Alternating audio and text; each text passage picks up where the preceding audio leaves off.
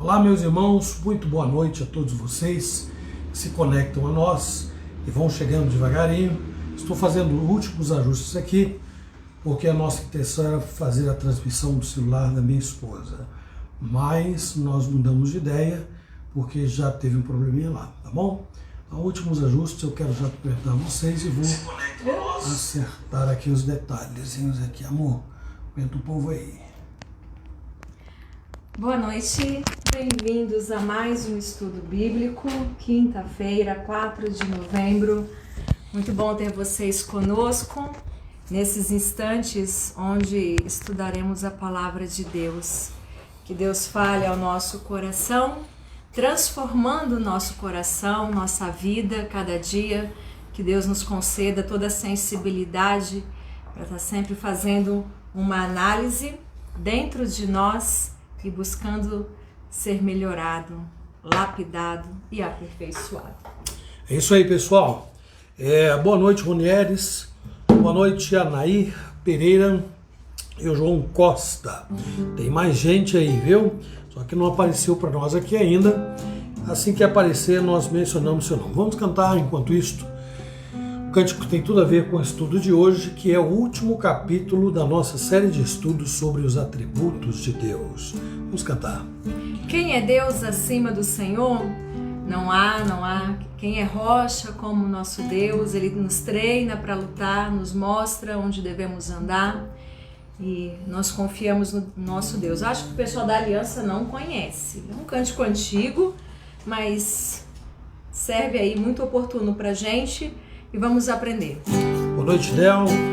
Boa noite, Luciane. Boa noite, Tayane. Boa noite, Jonatas. Boa noite para todos. Nazilda. Bem-vinda, minha irmã. Vamos lá? Quem é Deus acima do Senhor? Não há. Quem é rocha nosso Deus, dá força e proteção, Ele é a fonte de libertação, para quem confia no Senhor,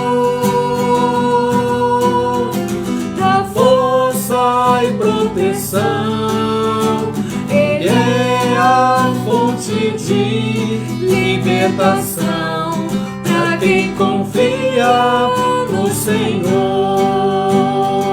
Mais uma vez, vamos lá. Quem é Deus acima do Senhor? Não há. Quem é rocha como nosso Deus? Me treina para lutar. Me treina para lutar. Mostra onde devo eu andar. Glórias ao nome do Senhor. Me treina pra lutar. Me mostra onde devo eu andar. Glórias ao nome do Senhor. Bem, esse cântico é muito lindo. Quem é Deus acima do Senhor? Quem é rocha como nosso Deus? Ele dá força, dá proteção, Ele é a nossa fonte de libertação, né? E Ele me treina para lutar, me ensina a lutar e mostra por onde eu devo andar. Quem há como Deus? Não há, né? Outro texto que também tornou-se uma música. Bom, deve ter várias aí músicas em cima deste texto. Diz: não há entre os deuses semelhante a ti, Senhor, e nada existe que se compare às tuas obras, pois tu és grande e operas maravilhas. Só tu és Deus, só tu és Deus. Bom, mais um, vamos lá? Não há Deus maior, não há Deus melhor, não há Deus tão grande como o nosso Deus. Vou comentar aqui ainda a Beth, a dona Alvina, boa noite, Sandra e a nossa irmã Lisbeth. Sejam todas bem-vindas, viu?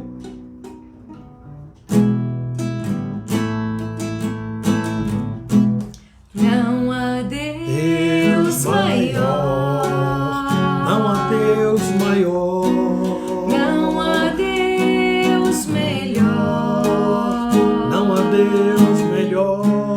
Não há Deus tão grande como nosso Deus. Não há Deus maior. Não há Deus maior. Não há Deus melhor.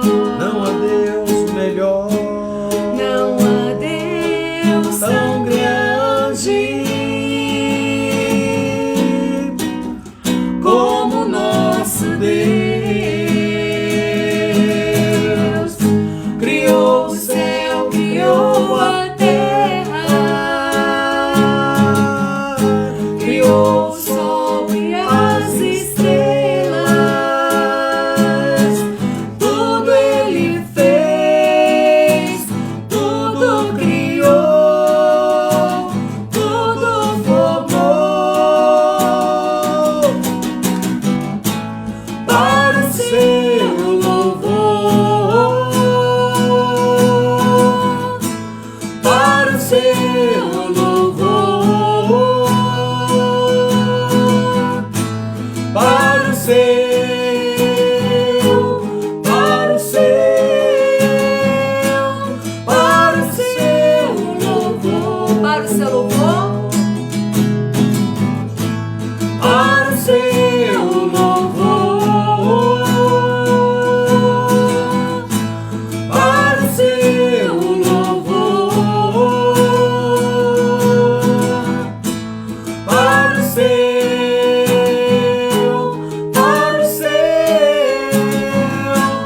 para o seu louvor. Não há Deus maior. Não há Deus maior. Não há Deus melhor. Não há Deus melhor. Não há Deus tão grande como nosso Deus.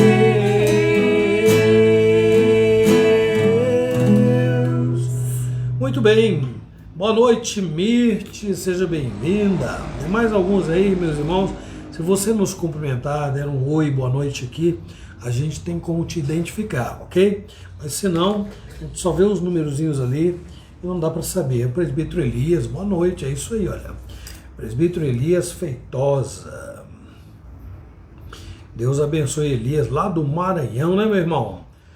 O Elias tem sido um participante assíduo das nossas lives. É muito bom ter o irmão conosco de tão distante, não é? Vamos fazer uma oração neste momento e vamos pedir a Deus que abra o nosso entendimento, abra o nosso coração para nós recebermos a sua palavra. Feche seus olhos onde estiver, concentre-se na pessoa de Deus e vamos orar. Senhor nosso Deus e Pai bendito, graças te rendemos por esta noite e pela oportunidade rica, maravilhosa oportunidade de pararmos, ó Deus, com os nossos afazeres, mesma rotina quase todos os dias, as mesmas coisas, de modos diferentes e algumas surpresas, boas, outras nem tanto. Mas, Senhor, isso é uma rotina que nós compartilhamos com todos os mortais. E agora este é um momento que diferencia a nossa vida da vida daqueles que não te conhecem, que não te buscam e não fazem, Senhor, questão disto, não sentem necessidade alguma de orar, de ler a Tua palavra, de ó Deus, cultivar esta comunhão com o Senhor e com a igreja. Mas o Senhor abriu o nosso entendimento, abriu os nossos olhos e um dia, Senhor, nos fez compreender a necessidade que nós temos de Ti na nossa vida e a necessidade que nós temos, Senhor Deus, da santa comunhão com os nossos irmãos. Estejam onde estiverem, o Senhor está lá e nós estamos, ó Deus, ligados e emanados pelo mesmo Espírito e salvos, perdoados por Cristo Jesus, o nosso mediador, pelos méritos que Ele conquistou na cruz. E agora nós estamos aqui, Senhor, assentados e prontos para receber a Tua palavra no nosso coração. Não permita, Senhor Deus, que nada que se passa nos lares neste momento venha se constituir um obstáculo em obstrução a Deus ao aprendizado da Tua santa palavra. Usa-me, Senhor, usa também a minha esposa, Márcia, ajuda-nos para que nós cumpramos o nosso dever, nosso trabalho nesta noite. E fala ao coração de cada um, Senhor, assistindo-os, ó Deus, irmãos e irmãs que estão ligados a nós em suas necessidades. Nós rogamos em nome de Jesus. Amém. Amém. Então vamos lá, vamos para... depois do Elias, aí tem a Valdene. Boa noite, Valdene, seja bem-vinda. O Richard, Diácono Richard, Beth, boa noite, lá de Pederneiras. E o Diácono Noel, a Elaine, né, se a Sidoca também estiver aí, já recebe também o nosso abraço, ok? Vamos ao versículo desta semana, amor. Vamos lá. Estamos meditando em Provérbios, capítulo 28, no versículo 14. Provérbios de Salomão, capítulo 28, versículo 14.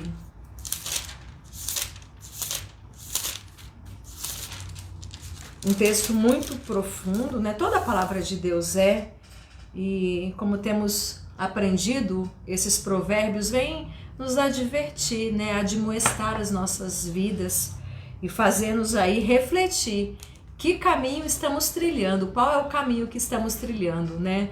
Como nós dissemos, não existe o caminho do meio, ou nós estamos andando nos caminhos do Senhor ou no caminho do mal. Provérbios de Salomão, capítulo 28, versículo 14. Vamos juntos? Feliz o homem constante no temor de Deus, mas o que endurece o coração cairá no mal. Mais uma vez? Feliz o homem constante no temor de Deus, mas o que endurece o coração cairá no mal. Provérbios 28, 14. No domingo, se Deus assim permitir, pela escola dominical, meditaremos aí nesse capítulo por inteiro e vamos extrair lições para as nossas vidas, né? E dizer aí sem a colinha, o versículo 14 de Provérbios 28. Ok, pessoal, nós falamos lá no início que nós estamos terminando uma série de estudos baseados na obra de Arthur Pink, né? Arthur Walking, se o presbítero lá de Reginópolis estiver aí, o Robson, né? Vai lembrar que ele que deu para nós uma luz. Arthur Walking Pink. Bom, ele escreveu este livro chamado Os Atributos de Deus. E nós estudamos, né, aí recentemente todos os capítulos. Hoje vamos encerrar com um tema que é o desfecho de tudo aquilo que ele escreveu no seu livro, né? E eu gostaria de convidar vocês a que abram as suas Bíblias no Salmo 86. Salmo 86, porque é lá que eu quero fundamentar nosso estudo de hoje, viu? Salmo 86. Eu vou ler do versículo 1 ao versículo 10. Salmo 86, de 1 a 10. Boa noite, dona Dulce e seu Nilson. Parabéns ao seu Nilson pelo seu aniversário ontem, viu? Nós ficamos muito felizes. 83 anos, seu Nilson. Que bênção de Deus. Mesmo dia que a Eloá, nossa filhinha, faz aniversário também. Mais uma vez, recebe aí o nosso abraço, se é que o seu filho Nilson não deu, né? Porque nós pedimos que desse o nosso abraço. Então fica aí nossa alegria, satisfação pelos 83 anos do seu Nilson, ao ladinho aí da dona Dulce. Então, como eu disse, Salmo 86, de 1 a 10, diz assim: Inclina, Senhor, os ouvidos e responde, pois estou aflito e necessitado. Preserva a minha alma, pois eu sou piedoso. Tu, ó Deus meu, salva o teu servo, que em ti confia. Compadece-te de mim, ó Senhor, pois a ti clamo de contínuo. Alegra a alma do teu servo, porque a ti, Senhor, elevo a minha alma. Pois tu, Senhor, és bom e compassivo, abundante em benignidade para com todos os que te invocam. Pode ler o restante, amor. Versículo 6. A 10. Escuta, Senhor, a minha oração e atende à voz das minhas súplicas. No dia da minha angústia, clamo a ti, porque me respondes. Não há entre os deuses semelhante a ti, Senhor, e nada existe que se compare às tuas obras. Todas as nações que fizeste virão, prostrar-se-ão diante de ti, Senhor, e glorificarão o teu nome, pois tu és grande e operas maravilhas, só tu és Deus.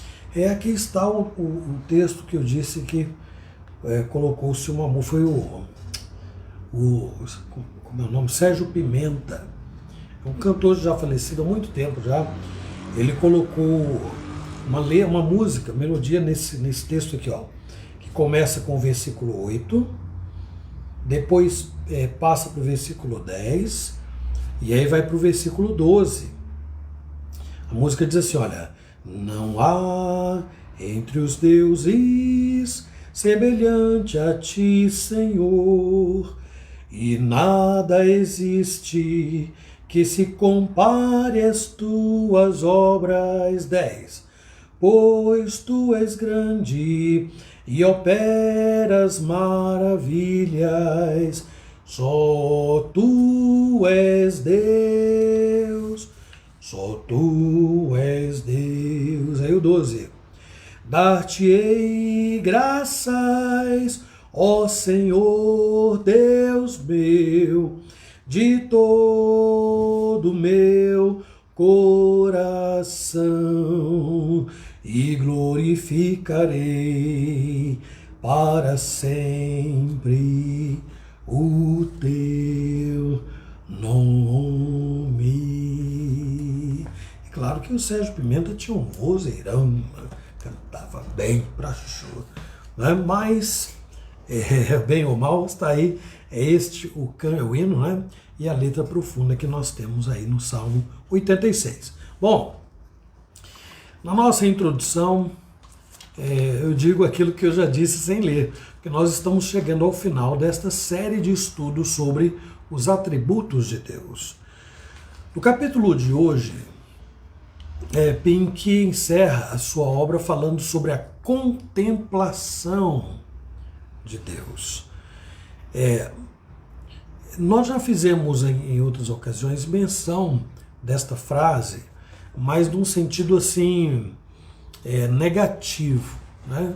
Que a igreja não deve viver contemplando Deus, né? A igreja não deve ser meramente contemplativa quando ela fala dos atributos de Deus, né? Fala que Deus é bom, como tu és maravilhoso, como nós cantamos aqui. Não cantamos, né? Tu és soberano sobre a terra. Hoje não. Mas nós cantamos na igreja, né? Tu és soberano. Todas as declarações que nós fazemos se encaixam nessa expressão, contemplação de Deus. A igreja não foi chamada para viver contemplando. Então, esse é o aspecto negativo que nós enfatizamos muitas vezes e que a igreja deve tomar cuidado. Porque a vida cristã não é contemplativa apenas, né? A igreja é uma igreja adoradora, então, para adorar, ela tem que contemplar as maravilhas de Deus, tem que contemplar os atributos de Deus, a essência de Deus. Então, é isto que Pink vai falar aqui, né? Quando ele descreve, né, sobre a expressão contemplação de Deus. Mas a igreja precisa ir um pouco além. Ela precisa colocar em prática o amor, que vem de Deus, a misericórdia, que vem de Deus, né? A paciência, que vem de Deus, uma série de valores aí, o amor que vem de Deus, a igreja tem que colocar em prática. E não apenas ficar contemplando Deus e dizendo aquilo que Deus já sabe que Ele é. embora ele espere que a igreja faça isso. Então, ao longo dos nossos estudos, nós enfocamos os seguintes pontos aqui, olha. Falamos sobre a solidão de Deus. Deus existe desde a eternidade sozinho. Deus Pai, Filho e Espírito Santo lá. Antes mesmo de criar os anjos, Deus já existia. Falamos sobre os decretos de Deus. Falamos sobre a vontade, fizemos aqui a diferença entre a vontade decretiva e a vontade preceptiva. Nós falamos que o decreto de Deus não pode ser desobedecido. Nós cantamos o hino 88, né? Na última estrofe do hino 88 do Novo Cântico, diz aqui: amavas-me, Senhor. E sempre me amarás, porque jamais inferno ou mundo poderão ao teu querer se opor, ao teu decreto, ó Deus. Aí, olha, nem o inferno, nem o mundo poderão se opor ao decreto de Deus. Ao teu querer, ó Deus, ao teu... Tem que voltar a letra de novo. Ao teu decreto, ó Deus. Antes diz, ó, e nem jamais inferno ou mundo poderão ao teu querer se opor, ao teu decreto, ó Deus. É isso aí. Então, decreto, vontade decretiva de Deus não muda. Jamais. Mas a vontade preceptiva que está na Escritura, na Bíblia, então esta tem sido quebrada todos os dias, continuamente, né? Porque está escrito lá: não mentais uns aos outros, pessoas mentem. Rogai pelos que vos perseguem, as pessoas que têm ódio, os guardam ressentimento, mágoa, sofrem por isso. Né? Está dizendo: amarás o Senhor teu Deus de todo o teu coração. Pessoas colocam tanta coisa no lugar de Deus que não dá nem para elencar de tantas que são. Então falamos sobre a solidão, decreto de Deus, onisciência. Deus sabe tudo que se passa mais profundo na nossa alma. Presciência, Deus sabe, né, e não apenas sabe, como Ele escreveu, né, o que há de acontecer. A supremacia de Deus e a soberania são bastante parecidos. A imutabilidade, Deus não muda.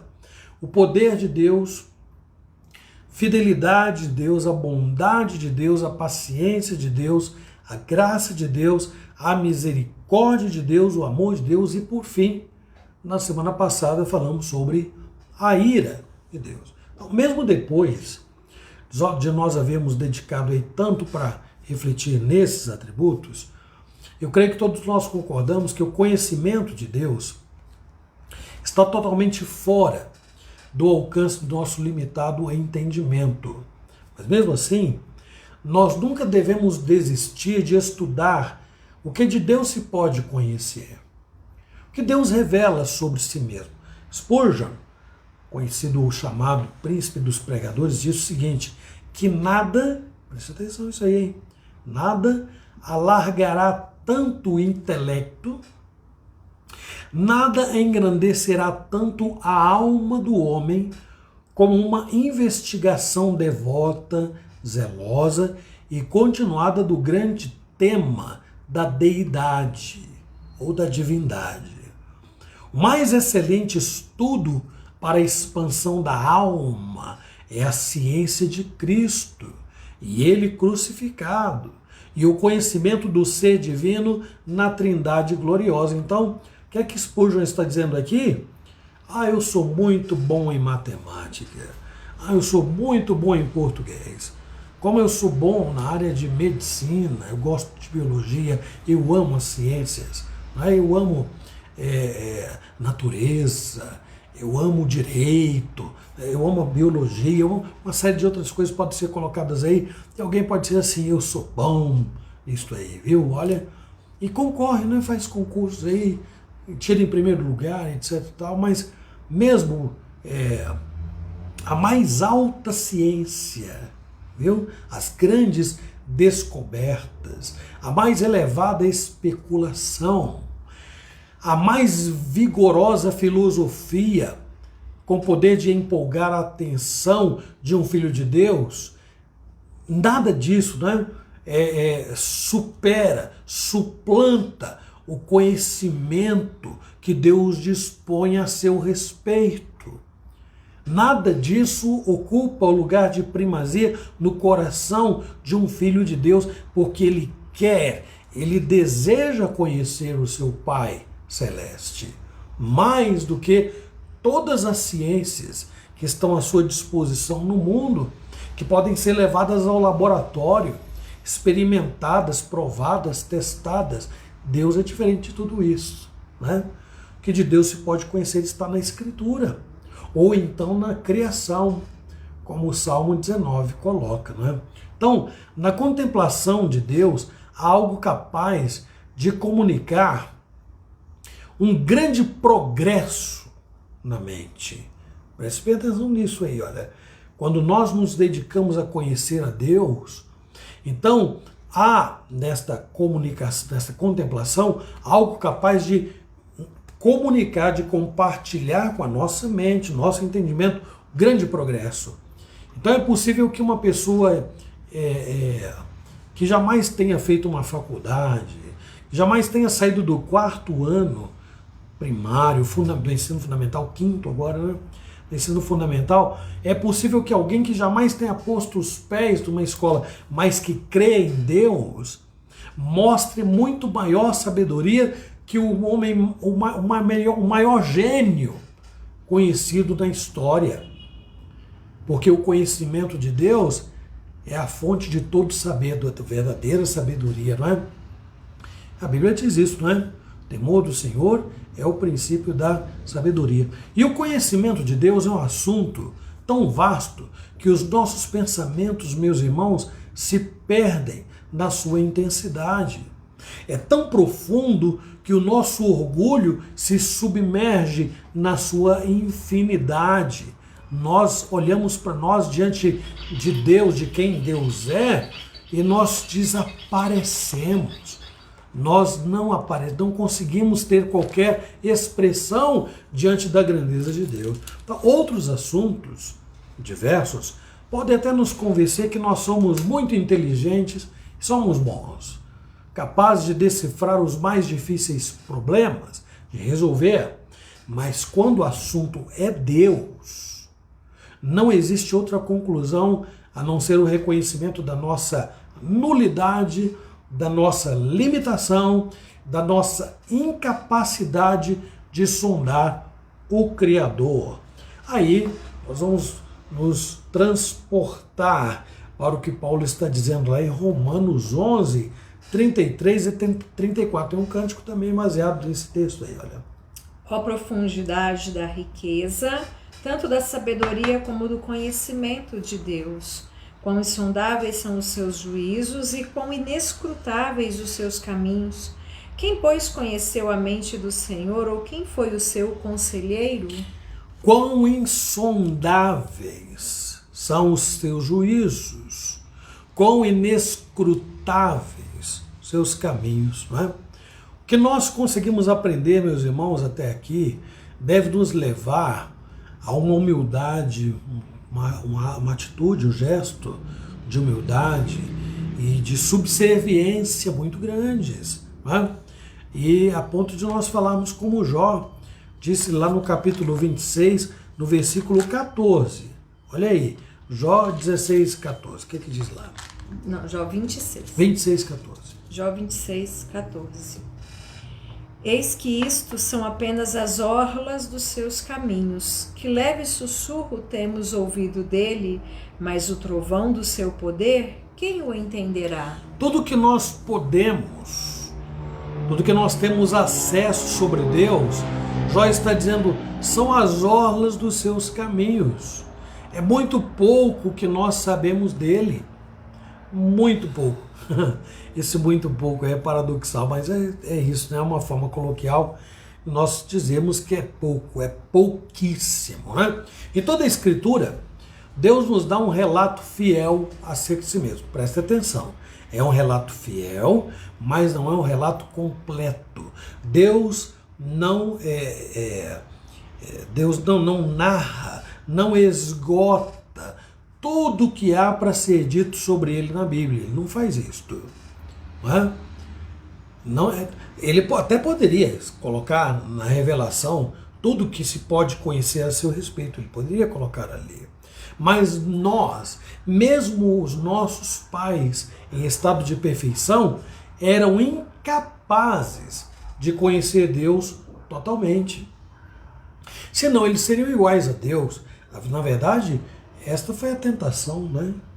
Essa foi a tentação da serpente do Éden, que disse para Eva assim: olha, um dia que vocês comerem daquele fruto, vocês não vão morrer. É isso que Deus disse? Não, vocês não vão morrer. Vocês vão saber como Ele sabe. Vocês vão ser como Deus, vão conhecer como Ele. Olha que astúcia, né? Mas era impossível. Adão e Eva eram perfeitos quando a serpente investiu contra eles e mostrou-lhes a sua limitação em relação a Deus. O próprio Satanás é limitadíssimo em relação a Deus. Então, o que está na Escritura é o suficiente para garantir que o que nós sabemos sobre Deus está correto. Isso deveria nos satisfazer. Quer saber alguma coisa sobre Deus? Você quer saber o que Deus pensa sobre determinado assunto? Você quer saber como Deus espera que você se comporte? Então, você quer saber como Deus quer ser adorado, servido? Vá à Escritura. Ela revela tudo o que nós precisamos saber sobre Deus. O que passa disto, o apóstolo Paulo chama de maldito, deve ser anátema, maldito, demoníaco, né? Se ainda um anjo vier anunciar outro evangelho que não seja este, seja tido por anátema. O apóstolo Paulo diz, e a palavra anátema quer dizer maldito, não é? Então, o que Deus revelou de si é o que está na Bíblia. Se alguém for falar qualquer outra coisa sobre Deus, ou agir, como eu tenho visto em alguns programas televisionados aí, o pessoal inventa cada coisa em nome de Deus, que é de arrepiar os cabelos, umas coisas meio esquisitas até. Você não vai achar na Bíblia em lugar nenhum, não é? Então, é preciso conhecer Deus por Deus, conhecer Deus pela sua revelação. Está lá, está para que nós não cometamos qualquer equívoco ao nos reportarmos a Deus ou a nós falarmos sobre Deus. Então, o que está lá é correto, mas não está livre de ignorância. Nossa ignorância, ou seja, falta de conhecimento. Então, mesmo que eu tenha lido a Bíblia trocentas vezes, eu não conhecerei Deus plenamente, nem aqui e nem na eternidade, como vou falar daqui a pouco. Ninguém é capaz de saber tudo sobre a pessoa de Deus. Então tá aí, mesmo na eternidade, quando nós o veremos face a face, não significa que nós saberemos tudo sobre Deus, não. Sua glória e majestade sempre estarão ilimitadamente além da nossa capacidade de assimilação. Então, no seu estado glorificado, os cristãos vão continuar sendo criaturas finitas. E, portanto, nunca, mesmo na eternidade, serão capazes de compreender plenamente o Deus infinito, né? Então, alguns fazem aqui na terra como o Filipe fez com Jesus, estão lembrados? Senhor, mostra-nos o Pai, e isto nos basta. E Jesus respondeu para Filipe, estou há tanto tempo convosco e não me tendes conhecido, Filipe. Quem vê a mim, vê o Pai.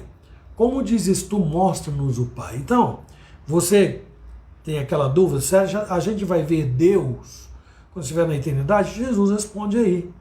João 14, não é? Ele responde. Quem vê a mim, vê o Pai. Então, a melhor resposta que eu já encontrei até hoje para esta pergunta é, nós vamos ver Deus na pessoa do Filho. Jesus disse, quem vê a mim, vê o Pai. Né? Então, na eternidade, nós veremos Deus por Jesus, mas mesmo assim não será um conhecimento pleno, completo. Sempre foi, sempre será assim, porque Deus é independente, Deus é suficiente. Como ele disse a Moisés, ele existe por si mesmo. Então, este é o primeiro ponto que nós vamos abordar hoje aqui, de 2 só, tá bom? Então, o primeiro é a suficiência de Deus. Deus é um ser absolutamente suficiente. Ele é a origem de todos os seres. Não há nada que existe no mundo que não tenha se originado de Deus, à exceção do pecado. Não é?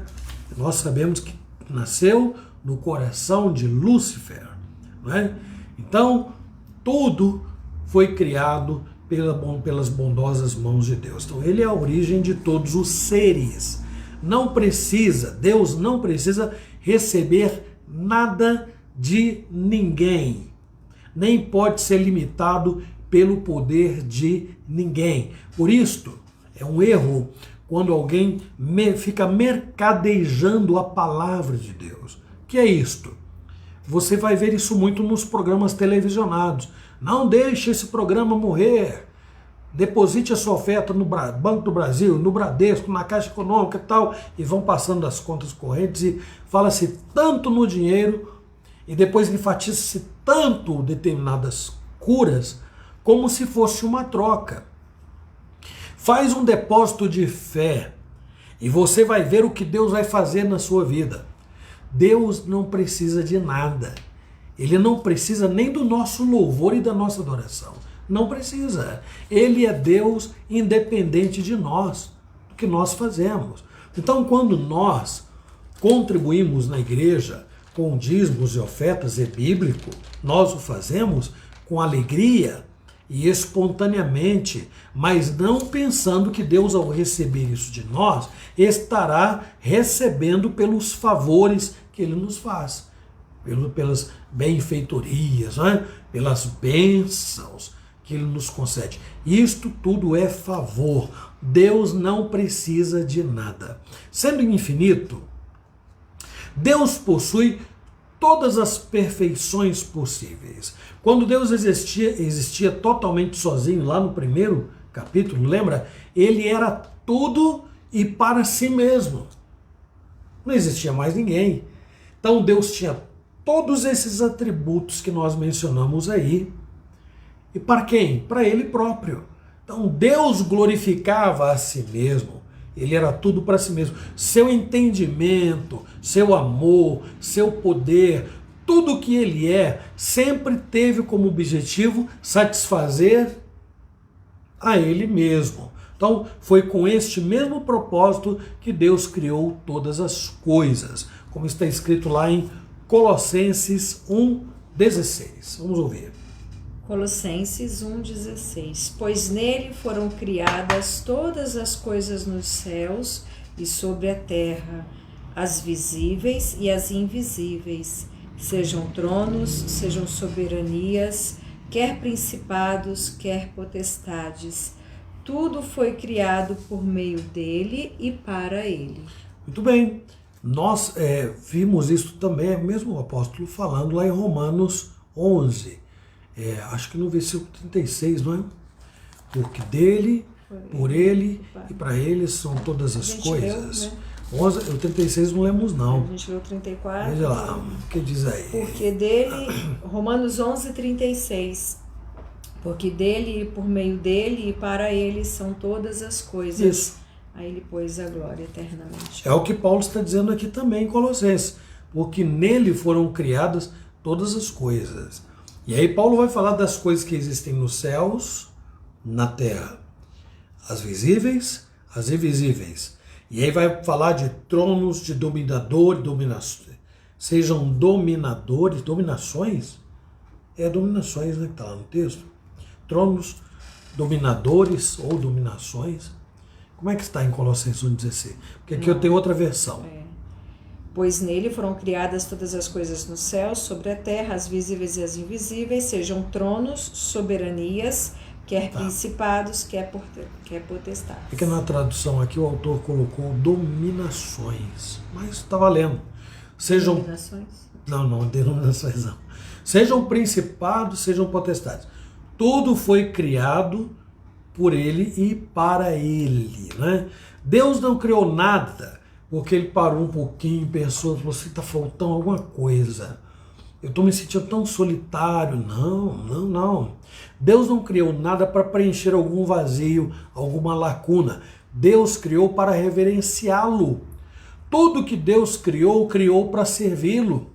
Tudo que Deus criou, criou para adorá-lo como único Deus vivo e verdadeiro. Por isto é que nós precisamos parar para tentar entender o ciúme que Deus demonstra em toda a Bíblia quando as criaturas se voltam para a criação. Pior, quando as criaturas se voltam para nada.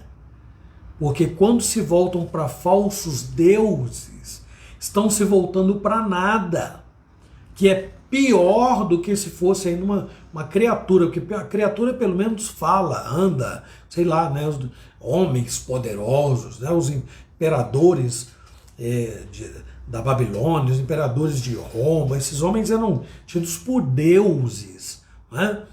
Agora, imagine como Deus deve se sentir, sendo ele a origem de tudo, e vendo a criação se prostrar diante de pedra, de pau, de bronze, de ferro, seja lá o que for. O ciúme de Deus tem muito sentido, e a sua ira também, porque ele deve ser reconhecido, ele deve ser reverenciado, e só ele deve ser adorado. Por isso, nos 10 mandamentos, como ele começa dizendo? Que é o primeiro mandamento. Não terás outros deuses diante de mim.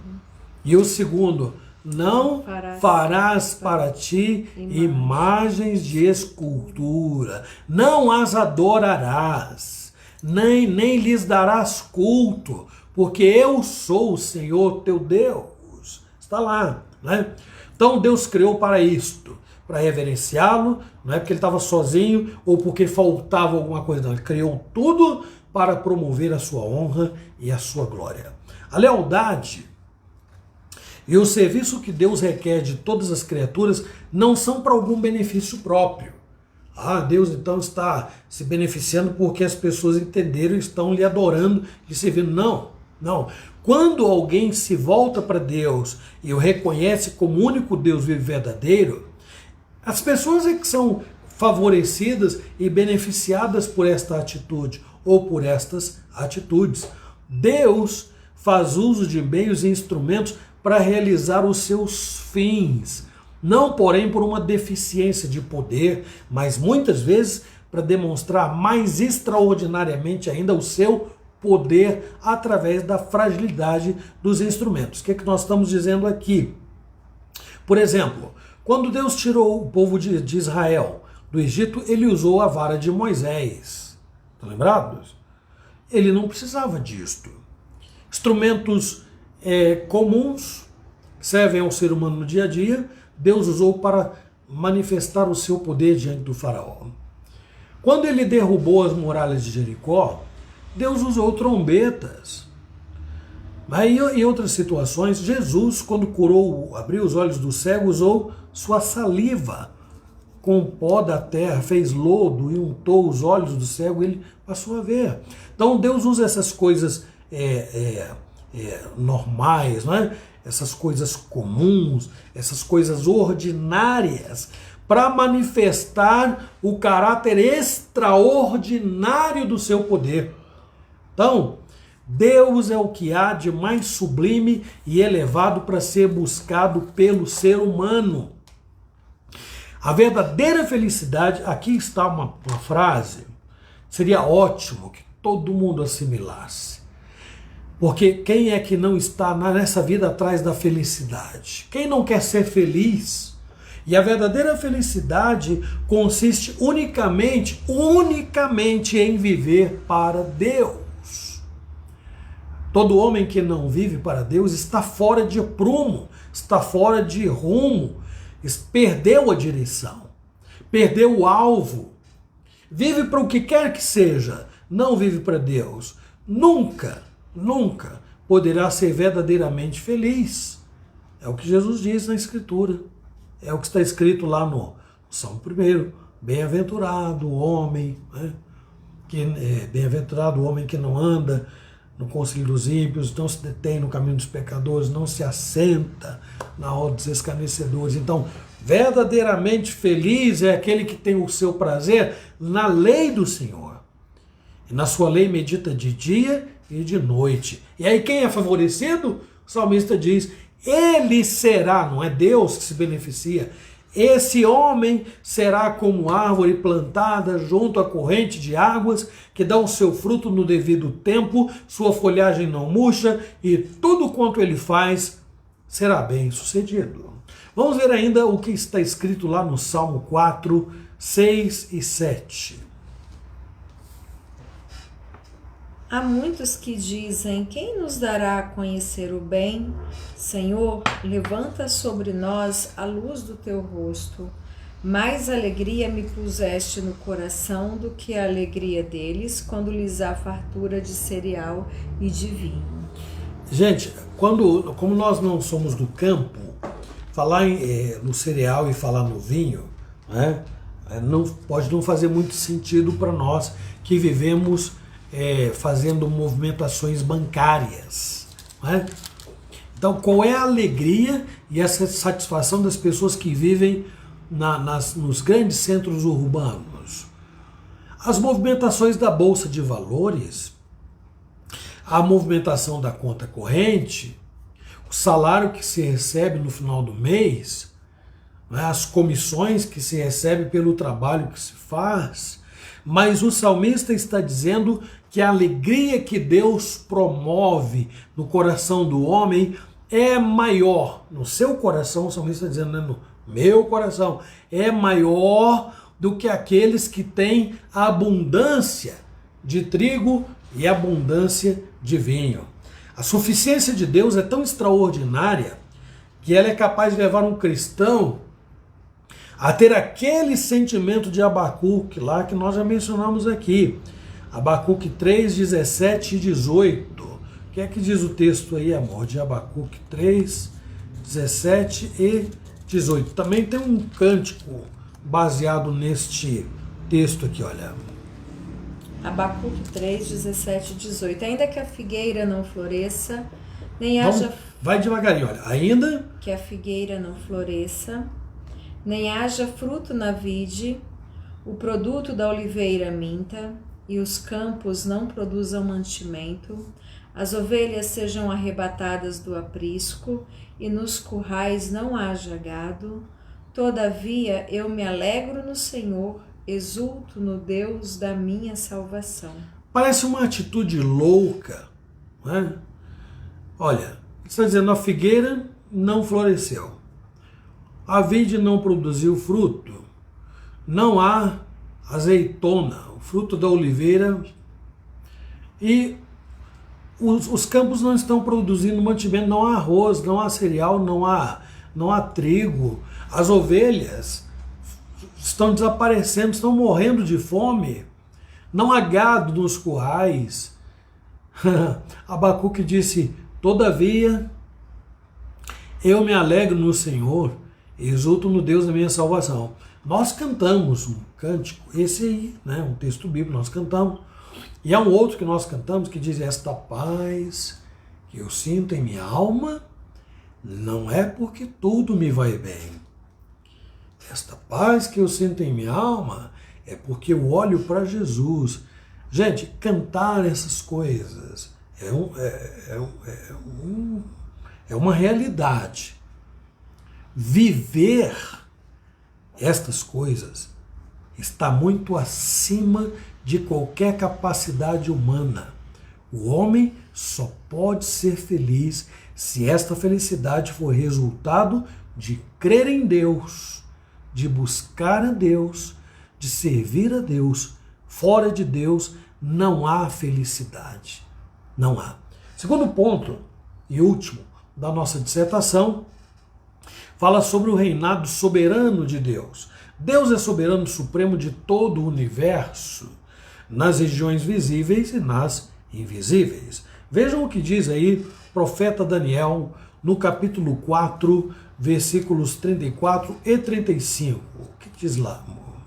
Eu bendisse o Altíssimo e louvei e glorifiquei ao que vive para sempre, cujo domínio é um domínio sempiterno e cujo reino é de geração em geração. E todos os moradores da terra são reputados em nada, e segundo a sua vontade, ele opera com o exército do céu e os moradores da terra.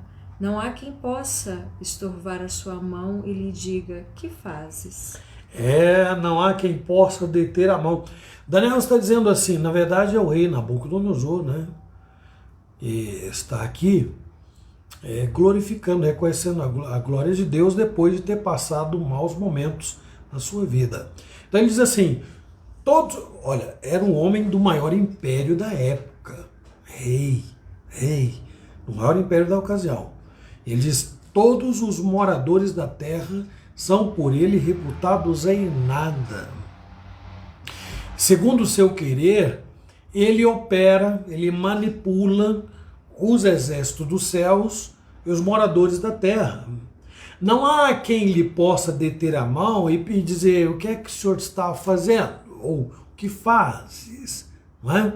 Então, estas são palavras de Nabucodonosor registradas em Daniel 4, 34 e 35.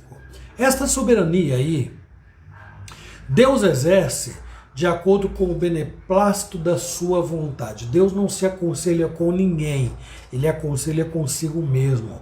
É uma interação entre Pai, Filho e Espírito Santo. Né?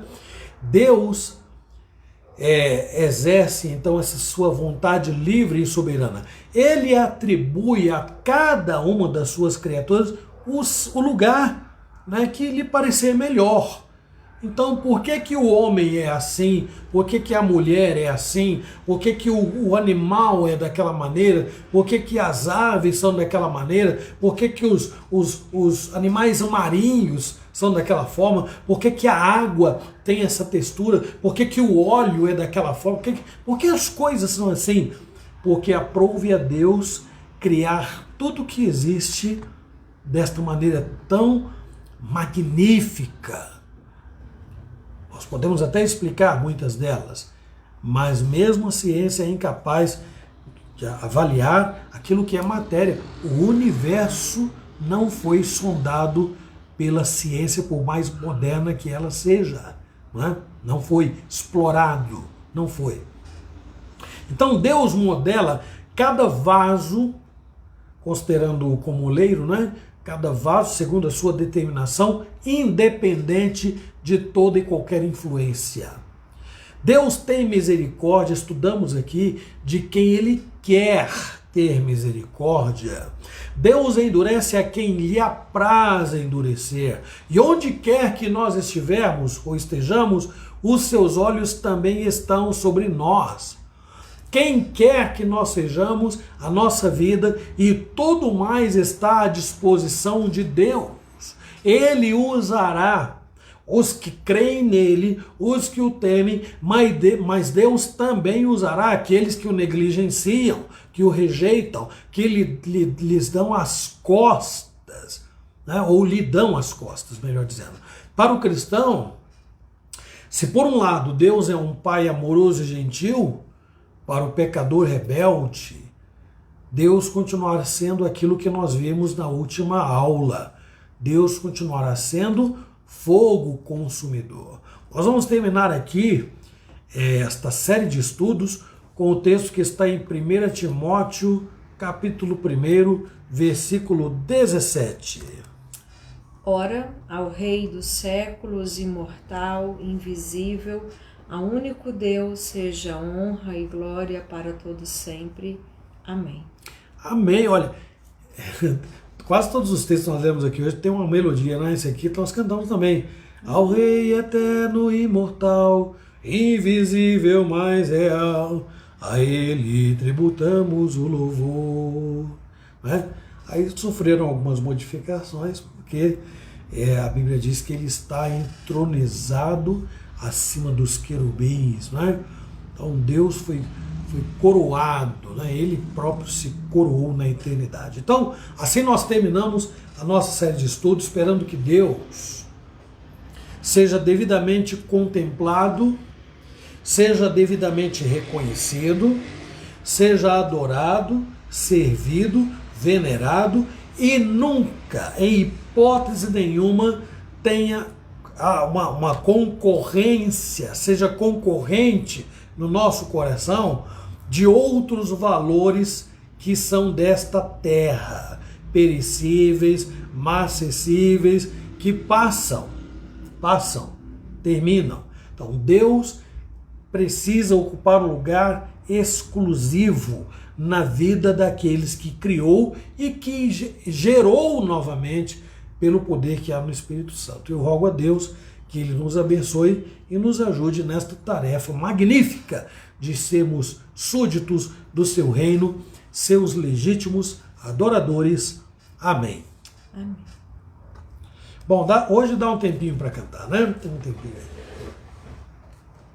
Dá pra gente cantar aquele cântico que nós cantamos no início. Muitos não acompanharam. E ele serve até para nós aprendermos, né? Então, vamos cantar. O pessoal da aliança para aprender. Qual foi? Quem é Deus acima do Senhor? Vamos lá. Quem é Deus acima do Senhor? Quem é rocha como nosso Deus? Me treina para lutar, me mostra onde devo eu andar. Vamos lá.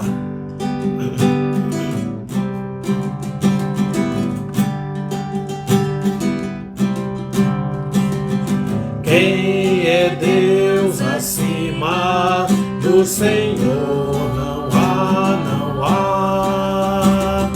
Quem é rocha como nosso Deus? É força e proteção. Ele é a fonte de libertação para quem confia no Senhor. A força e proteção. Ele é a fonte de libertação para quem confia no Senhor. Quem é Deus acima do Senhor? Não há. Quem é rocha como nosso Deus? Me treina pra lutar, me mostra onde devo eu andar. Glórias ao nome do Senhor. Me treina pra lutar, me mostra onde devo eu andar. Glórias ao nome do Senhor.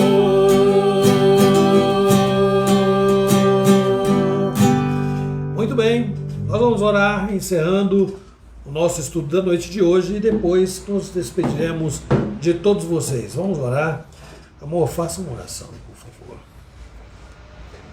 Senhor nosso Deus amado, obrigada por tua santidade e majestade. Obrigada porque mesmo, Senhor, sendo tão grande, tão majestoso, tão perfeito, o Senhor se importa conosco. Não há outros deuses semelhantes a ti, Senhor.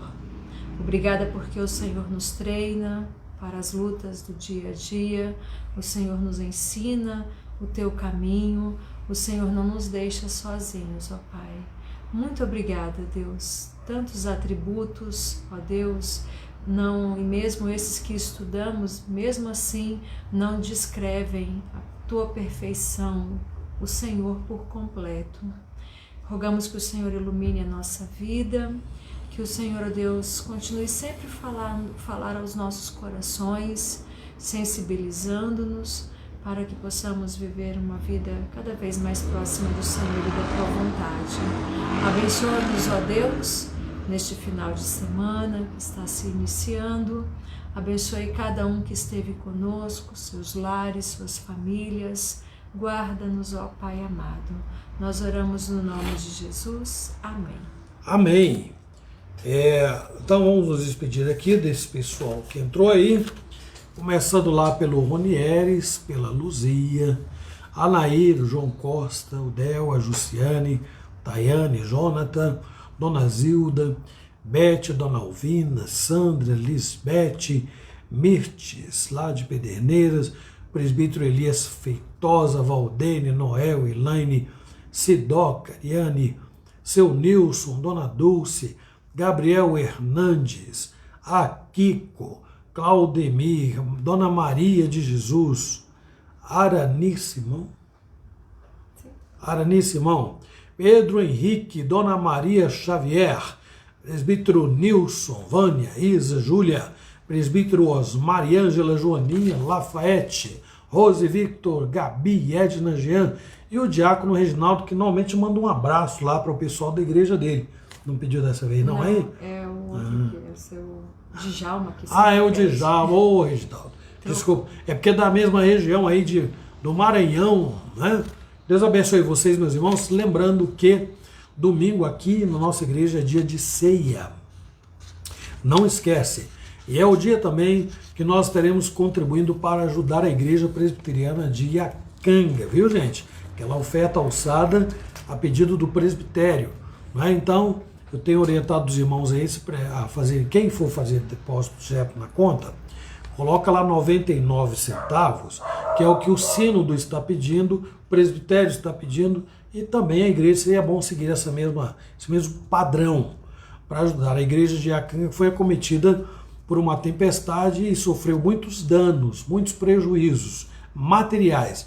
Graças a Deus, todos foram preservados, porque foi num sábado à noite. Então, quer contribuir, o presbítero Nilson está aí, pode colocar para nós, né, a conta da igreja, e domingo os irmãos terão oportunidade de fazê-lo presencialmente. Não faltem, irmãos, não faltem.